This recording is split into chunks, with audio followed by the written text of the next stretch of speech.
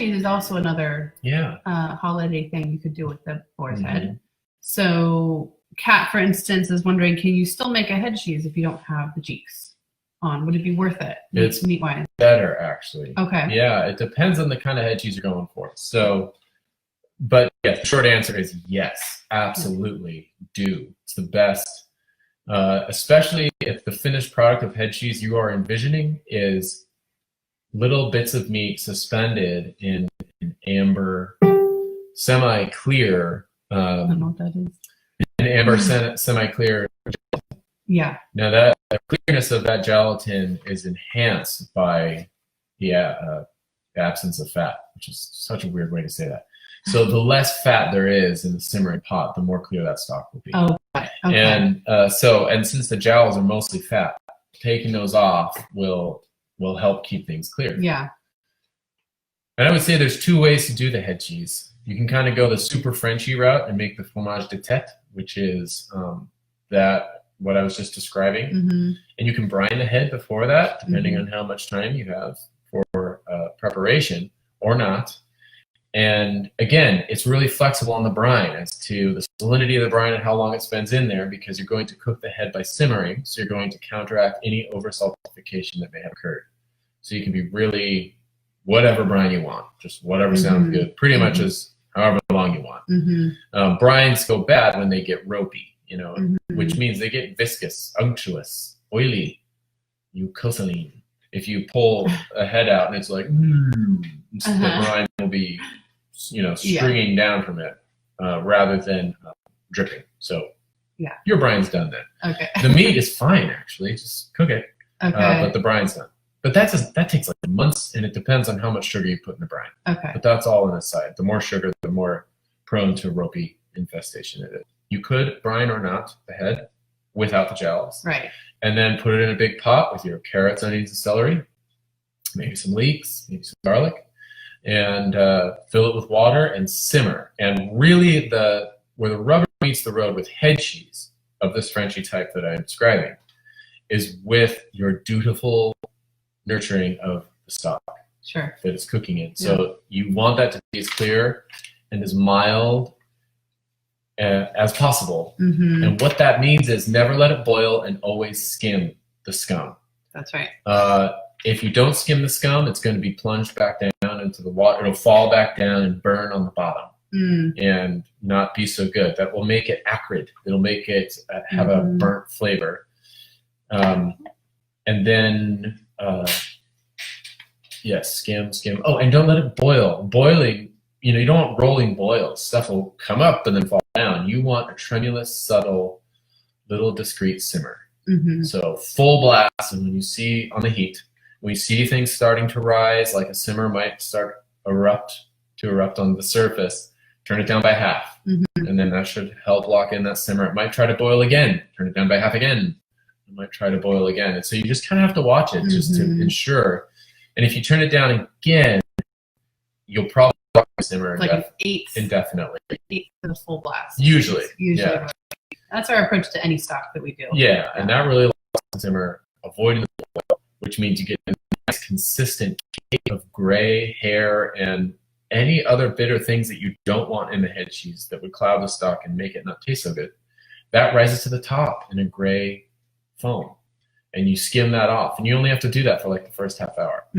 But that is really the decisive element in a good head cheese.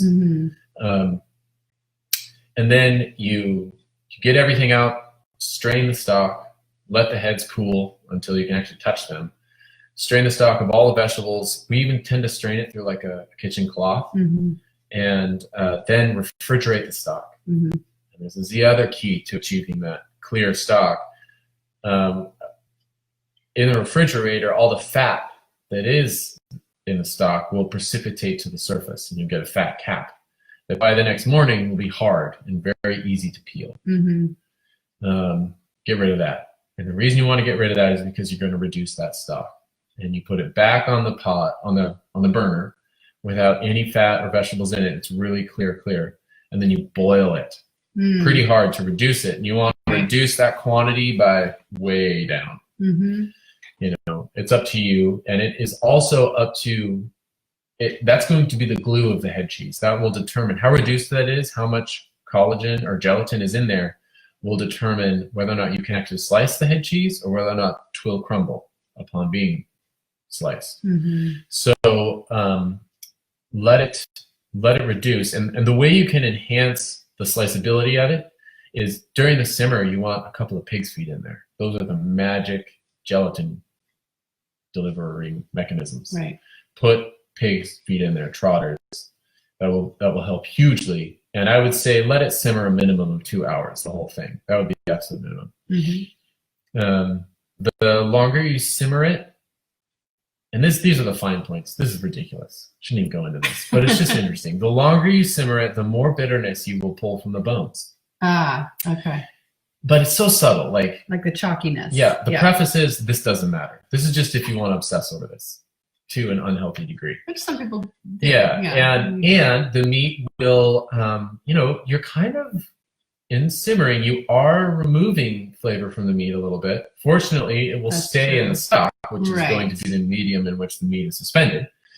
But the meat itself starts to suffer a little bit. So if you want to just simmer for 2 hours, or so that when you pull the skull out, you might have to tug just a little bit to get the meat off the skull, just a little. But the thing about that is the meat is still cubable.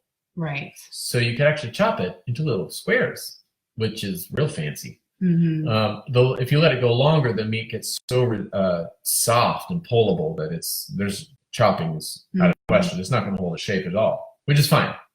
Which is fine because we've had that happen, and you just throw it over rice and a braise, and it's just like a stocky, kind of a stew almost. Yeah, we rarely eat head cheese in Proper. this family as a thinly sliced from a loaf-shaped head cheese served with mustard. Rarely ever. That doesn't work at practical our level.